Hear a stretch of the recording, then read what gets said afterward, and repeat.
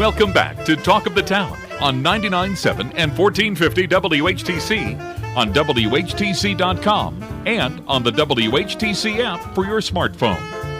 Once again, here's your host, Gary Stevens. Welcome back to Talk of the Town for this Friday, December 15th. It is the third Friday of the month, and on the third Friday of the month at this time,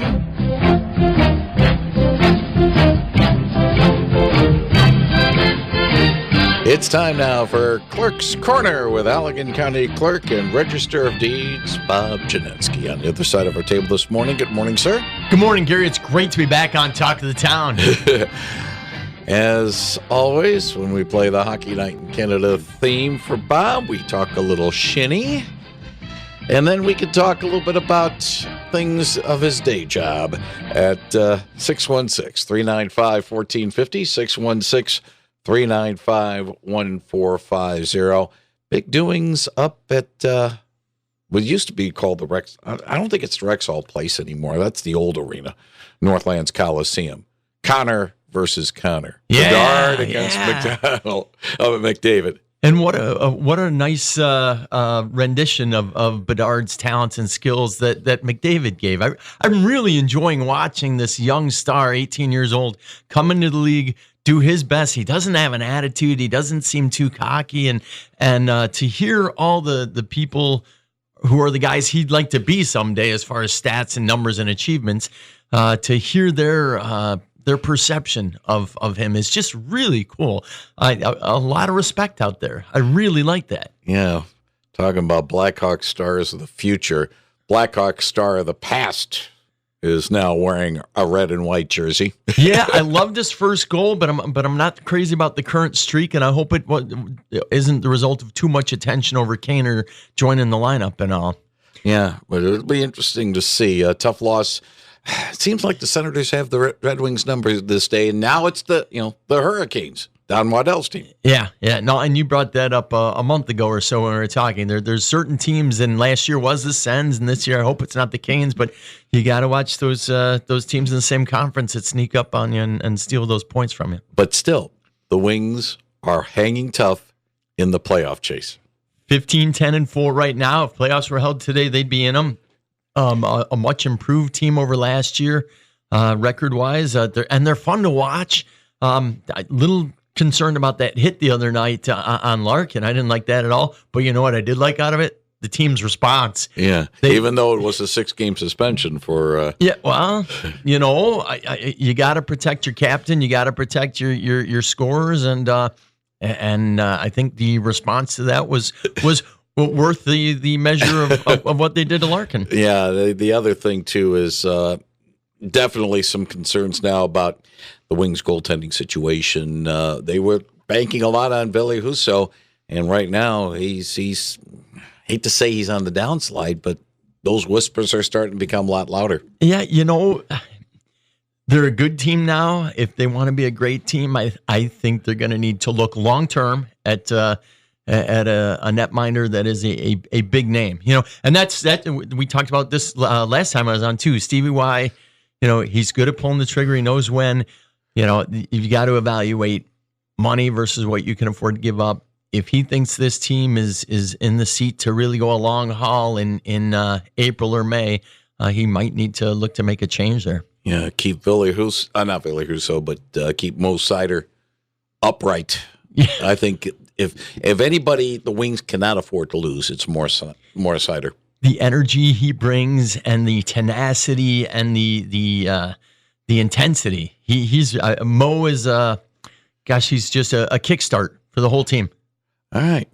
616-395-1450 if you have a question about elections or other things going on with Bob Janetsky. He'll be happy to take it at 616-395-1450. Let's get to talking about Bob's day job with this call. Good morning. You're on Talk of the Town. Well, good morning, Gary. Thank you for taking my call. Good morning, Bob. I was listening to a West Michigan radio station yesterday, and I heard a news report about an election integrity seminar occurring in Grand Rapids by invite only for township clerks and invited guests. And I'm kind of concerned in that it was likely nothing but a smokescreen from Lansing. The reason I'm concerned about election integrity is the passage of Prop 2, which was purported to make elections more secure, but actually seems to do just the opposite. What with no signature validation, no chain of custody, no voter ID, extended voting hours, etc. I'm concerned about the sanctity of the ballot box. Even before Prop 2, in 2020 in Muskegon, a clerk received thousands of absentee ballots from an unknown individual, and we don't hear anything about that. And that just doesn't seem conducive to fair, honest, open, accurate, reputable elections. I'm wondering if you could calm my fears a little bit here. The sanctity of the ballot box matters if the sanctity of America matters. So if you could please comment, I would sure appreciate it. All right. Thank you very much for the call. Yeah, some really good points there. I guess first I'll address the Election Integrity Symposium up in Grand Rapids. I was there. I was a little disappointed in it. I felt as if the point of that symposium was to get clerks to go out and defend what Proposal 2 is and does, and I'm not going to defend it. I voted against it. I will live under it, and I will administer the law, as will your local clerks throughout Allegan County. But I do believe that the mixture of Proposal 2 of 2022 and Proposal 3 of 2018 have greatly eroded election security in Michigan. I share the caller's concerns with the signature checks that are supposed to be performed on the AV ballot application and the AV ballot return envelope. Keep in mind now, people under the new system can one time fill out an application for a forever ballot to be mailed to them forever and ever. And at the symposium, we brought up the point. Me and several other local clerks. The clerk from Allendale was very adamant. What about those college kids that change addresses 2 or 3 times in the course of their college career, and they're on the permanent AV ballot list for that to go to their address? And the response from the Secretary of State's deputy and from the Promote the Vote lady, which is a far left-leaning organization, their response was it's the responsibility of the voter to update that address. Well, tell me any average college kid who, when they move in August to a new place each year, that the number one concern is updating their voting address. It's just not the case. I also have concerns about the security from day to day when you talk about early voting and making sure that those machines are secured and taken care of. I will assure the caller that every night in Allegan County, we're going to do everything we can do. And the number one most important thing as far as election security is your local clerk, and making sure that if you live in a township that you elect a good local clerk. If you live in a city, that your city council appoints a good local clerk, because their ability to make sure that they're doing the signature checks on those envelopes and flagging those signatures that don't match is incredibly important. And I have a lot of faith in our local clerks in and throughout Allegan County. Good morning. You're on the line with Allegan County Clerk Bob Janetsky. Hi. I have a question for Bob. This week I've seen some reports saying that Michigan voter rolls are bloated, and they have 105.47% of the voting age adults on them, which makes them second worst in the nation. I'm just wondering, how could this happen, and how do we go about fixing it? I didn't read the entire report. I think you're referring to the election integrity report that I think came out yesterday.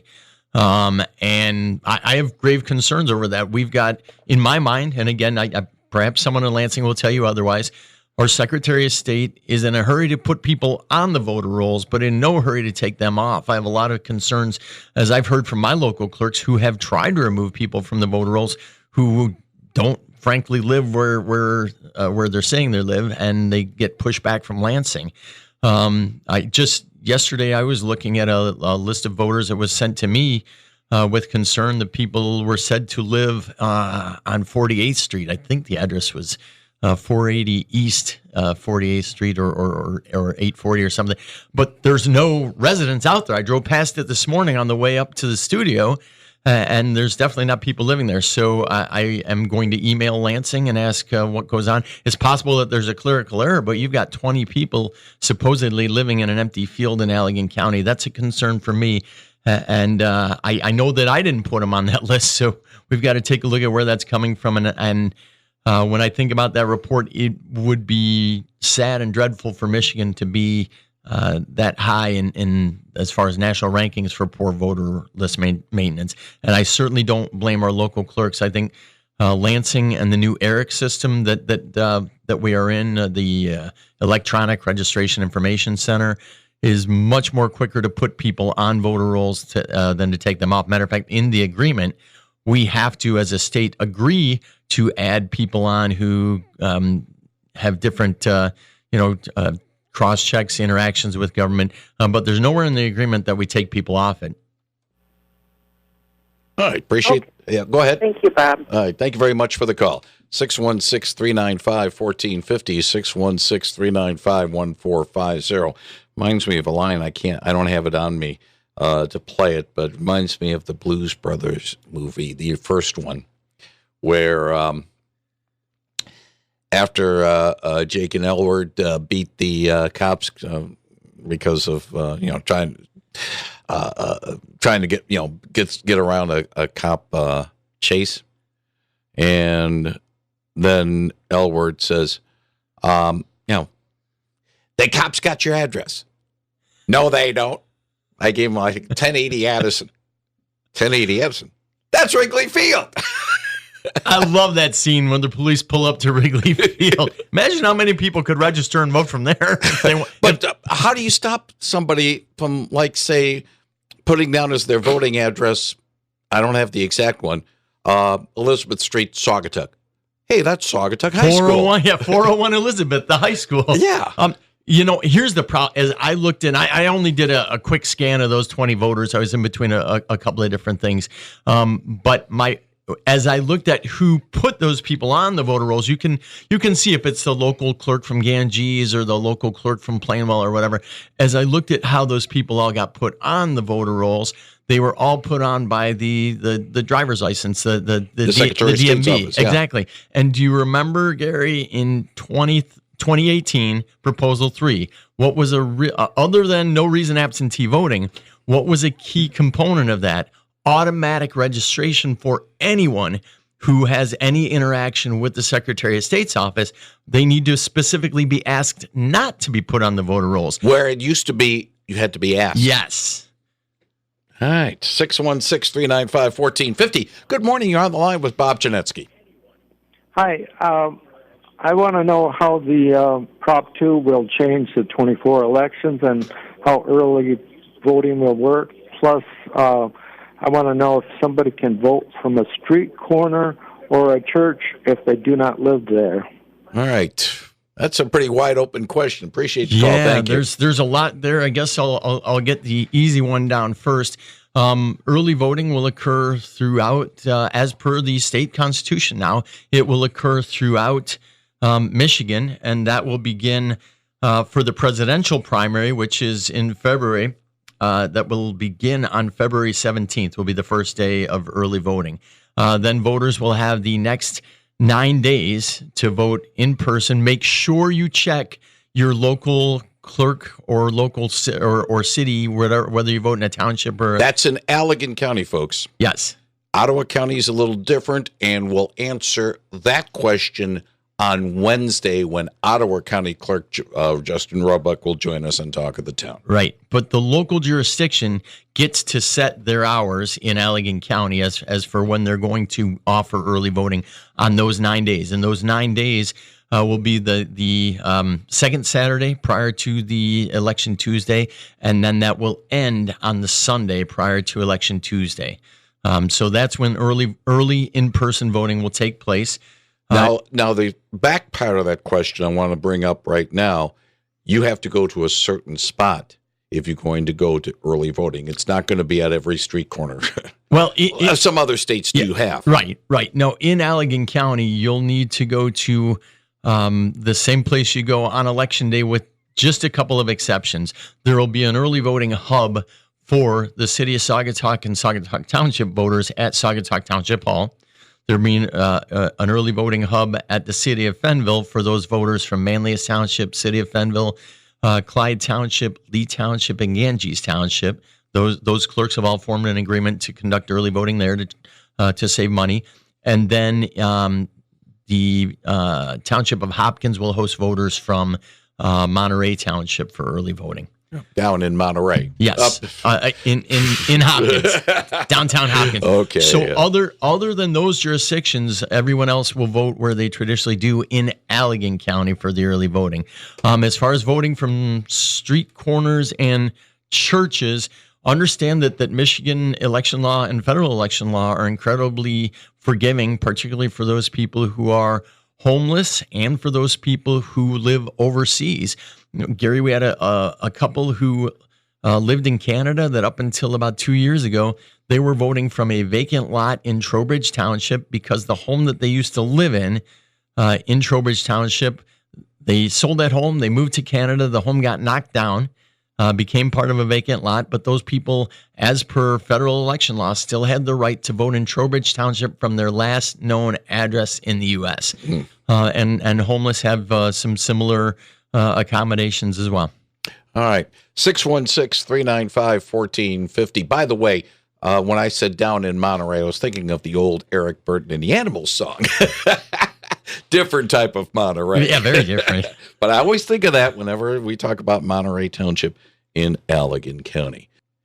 Bob, this is not really something, well, actually, it is something that your office has to be involved in, but it's more for Justin's concern about having to be the county clerk at a county board meeting. It's a little bit tougher right now for Justin than it is for you, I think. Well, I will tell you, from day one of me taking office, I chose to send a deputy to do that. We do have the right to have one of our deputies stand in our place to take the minutes from the meetings. And, there's a lot of ego and political acumen going on at some of those meetings. And sometimes there's grandstanding. So I just thought it was best to maybe have an appointed deputy do that. So I've only actually taken the minutes for one meeting. It wasn't the best choice. It was one on a Friday. I think it was an emergency special meeting, and it was when the county health department decided to force the local school kids to be in masks.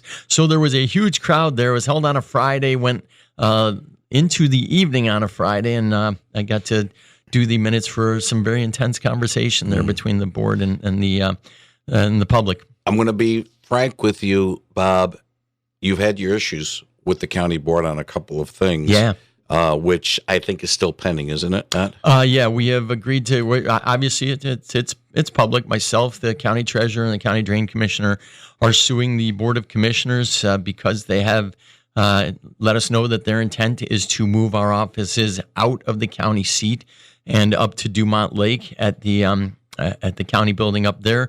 The state constitution and state statutes, multiple state statutes, say that our offices need to be within the county seat, and the three elected officials, countywide officials, hold those statutes and the Constitution very near and dear to our hearts. We swore an oath to defend that, so we think that it's important to go to the lawsuit. We, at this point, are scheduled for mediation, I believe, on February 2nd for that. Okay, I just was kind of wondering where are we standing on that particular matter. Still going on and chewing up a lot of taxpayer money. 616-395-1450. What happens if you win? If we win, then my guess is that the county board will look for another place within downtown Allegan to put us. There are other places beneath Allegan, the new Allegan City Hall. There's office space available. We have not been so obstinate as to say that we have to be at the courthouse. The law doesn't say that. The law just says that we need to be in the county seat. But it's the debate, discussion, and lawsuit have created some obviously uncomfortable situation where there used to be probably a pretty close, dare I say, friendship. I just was kind of wondering because having been at that facility before it got renovated, when there was still a jail behind it, I know that there's not much room there to expand. There's not a lot of room to expand. Obviously, every time you expand the building, you eat up parking spots, which are a premium in downtown Allegan. So that's why we are willing to work with the board on that. All right, No, I appreciate the question because a lot of people think that it's over, settled, and done because we're still at the courthouse. But the thing is, it's been quiet, and not really any news one way or the other. No, we're scheduled for mediation. The 3 countywide elected officials agreed to do that because we do want to give the best efforts for the county taxpayers. Yeah. 616-395-1450, 616-395-1450. On the deed side, I always like to throw a question about the deeds from time to time. Dealing, and it's kind of a dry subject, I'll be honest with you. Yeah. But let's keep it dry. Let's keep the powder dry. Yeah. And not have it explode with somebody trying to find a loophole and trying to take some land. And of course, your office has been very proactive in that. We have really pleased that we were able to roll out Property Fraud Alert, which is a free service offered out of the office that folks can sign up for either by going online at AlleganCounty.org and going to the Register of Deeds office and signing up there, or by calling our office at 637-0450. 269. Yes. Yes, we got to remember we're in a 616 area code here, so it's 269. Repeat the number again, please. 637-0450. 637-0450. Okay. That way people need to write it down. You got a chance to write it down. And Gary, I know that it works because just last week, a senior citizen called me in a panic in my office and said, Bob, somebody's trying to steal my property. I signed up for Property Fraud Alert. I got an email. They're doing it. I said, Mom, calm down. What's going on? She said, well, I got an email from your office that somebody recorded something in my name. I said, okay. So we went on the free searchable database, which anybody in Allegan County can do by going to AlleganCounty.org, Register of Deeds office.